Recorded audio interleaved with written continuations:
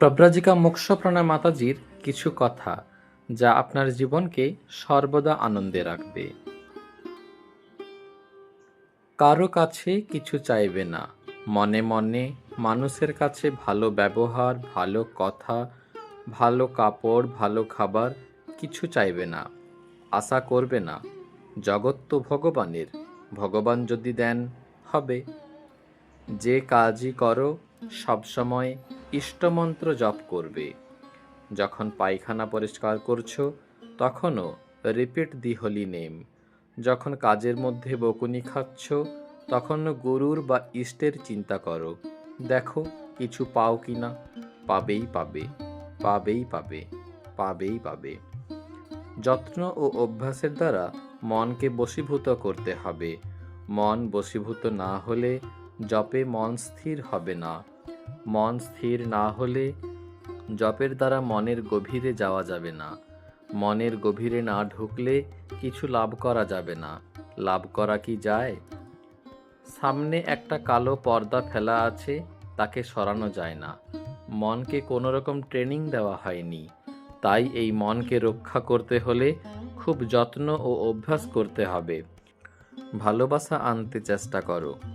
দুবেলা আসন পেতে বসে একটু জপ করে উঠে পড়লে হবে না। যেটুকু জপ করবে খুব ভালোবাসার সঙ্গে অন্তরের অন্তরে ঢুকে গিয়ে করবে। জপ করার সময় মন্ত্রের অর্থ এবং যার নাম তাকে মনের মধ্যে আনবে। এই করাটা একদিন বা দুদিন করলে হবে না, করতে হবে নিরন্তর। শ্রী শ্রী মা রাত ৩টের সময় উঠে জপে বসতেন। তা সেই ছোটবেলায় এই কাজ শুরু করেছিলেন, জীবনের শেষ দিন পর্যন্ত একভাবে করে গেলেন। যেটাই করবে সেটাই নিরন্তর দীর্ঘকাল ধরে করবে। জীবনকে যদি মধুময় করে তুলতে চাও তবে জপ ধ্যানের দ্বারা মনের গভীরে ঢুকতে হবে। ভাষা ভাষা জপ করলে হবে না। জপ ধ্যান খুব মন দিয়ে নিষ্ঠার সঙ্গে দীর্ঘ সময় ধরে করা অভ্যাস করো। যদি না করো ব্রহ্মচর্য কি, সন্ন্যাস কি বুঝতে পারবে না। কারো মনে ব্যথা দিও না। যদি কেউ কটু কথা বলে উত্তর করো না। যদি খুব লাগে মাকে জানিও। খুব মন দিয়ে প্রাণ ঢেলে অনেকক্ষণ স্থির হয়ে জপ করে যাবে।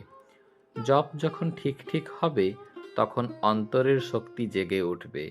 তখন ধীরে ধীরে মায়ের দিকে টান বাড়বে। শ্রী শ্রী ঠাকুর ও মা অন্তরে আছেন। সাধনার দ্বারা তাদের ভালোবাসাকে উপলব্ধি করো।